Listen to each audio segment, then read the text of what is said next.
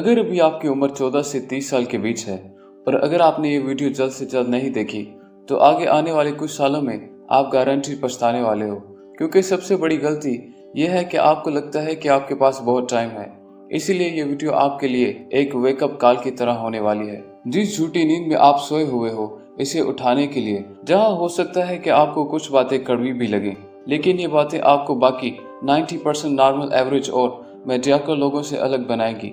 क्योंकि अगर आपने ये अच्छे से समझ लिया कि अभी ये जो 14 से 30 साल की यंग एज है आपके गोल्डन ईयर्स की है, क्योंकि अभी आपके बाल काले हैं, चेहरा और सोच जवान है, आंखों में बड़े सपने हैं, जिस्म में बहुत ज्यादा एनर्जी है जितनी शायद कभी पूरी जिंदगी में भी नहीं होगी। तभी तो एक समझदार इंसान ने कहा था कि जवानी जिंदगी का सबसे बेस्ट और इम्पोर्टेंट वक्त है।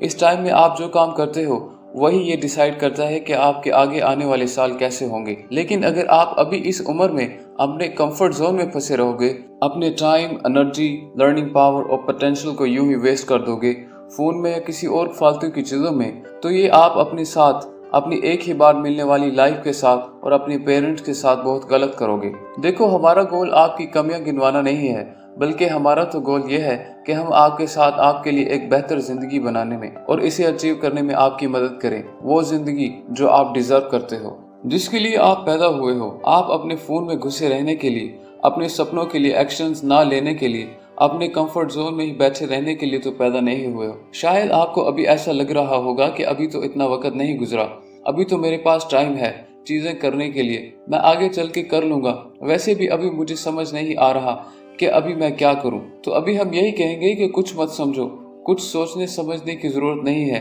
कुछ टाइम और रुक जाओ, क्योंकि ये जो जिंदगी है ना, वो आपको अपने आप समझा देगी। क्योंकि यही सेम गलती बाकी के 99% लोगों को भी थी कि उनके पास अभी टाइम है, अभी देर नहीं हुई है। और वो इसलिए क्योंकि जैसा हम अभी आपको बता रहे हैं वैसे आपको हमेशा याद दिलाने के लिए हर कोई नहीं होगा कि आप लाइफ में जो सक्सेस का प्लान सोच के बैठे हो वो इतना सीधा, आसानी से और जल्द ही आपको मंजिल तक नहीं पहुंचाने वाला, बल्कि ये आपके प्लान से बिल्कुल अलग होता है और आपके सोचे हुए टाइम से कई गुना ज्यादा टाइम और साल लेता है। ये बात हम यूं ही नहीं कह रहे, बल्कि पर्सनल एक्सपीरियंस से बोल रहे हैं। इसीलिए अगर आज आप फुल पावर में एक्शन लेना स्टार्ट नहीं करोगे, आगे आने वाले कुछ सालों में आप ये सोचोगे कि काश यार कुछ साल पहले स्टार्ट ले लिया होता, इतनी मेहनत करता तो आज मैं इस पोजीशन में होता जहां मैं होना चाहता था।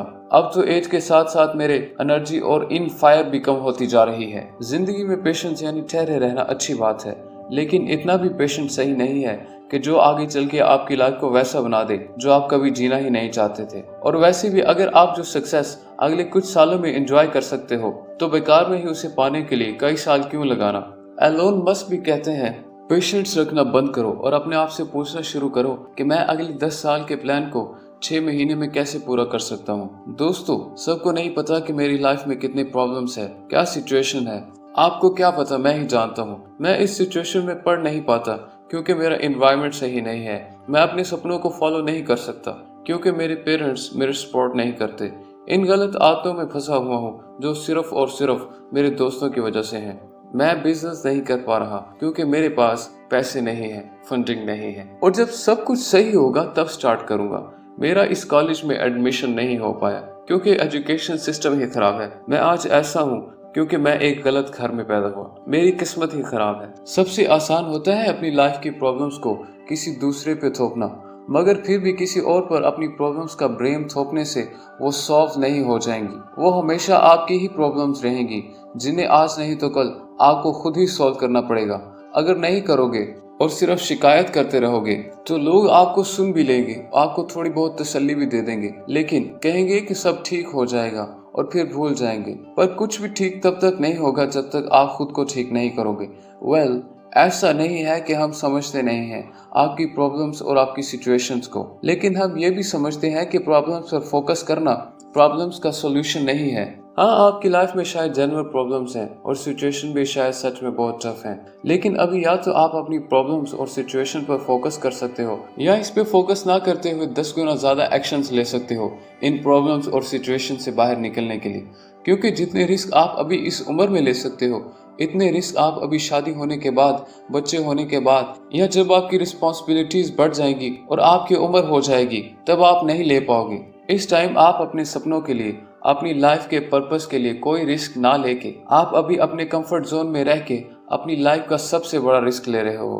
अब रिस्क लेने का ये मतलब नहीं है कि अब सिर्फ रिस्क लेने के लिए कुछ भी रिस्क ले लो, बल्कि आपको सोच समझ के अपने सपनों के लिए कैलकुलेटिव रिस्क लेने चाहिए। हर एक रिस्क आपसे आपका टाइम और एनर्जी मांगता है, जिन दोनों की आपके पास अभी कोई कमी नहीं है। क्या आप भी बाकियों की तरह डरते हो कि कहीं आप फेल ना हो जाओ, कहीं ये रिस्क उल्टा ना पड़ जाए और इसी में कहीं आपका टाइम और एनर्जी बर्बाद ना हो जाए? गलत आपका ये डर नहीं है कि आपका टाइम और एनर्जी बर्बाद हो जाएगी, वो तो वैसे भी हो ही रहा है। सच तो यह है कि बहुत सारे लोग इस बात से ज्यादा डरते हैं कि अगर मैं फेल हो गया तो बाकी लोग क्या कहेंगे।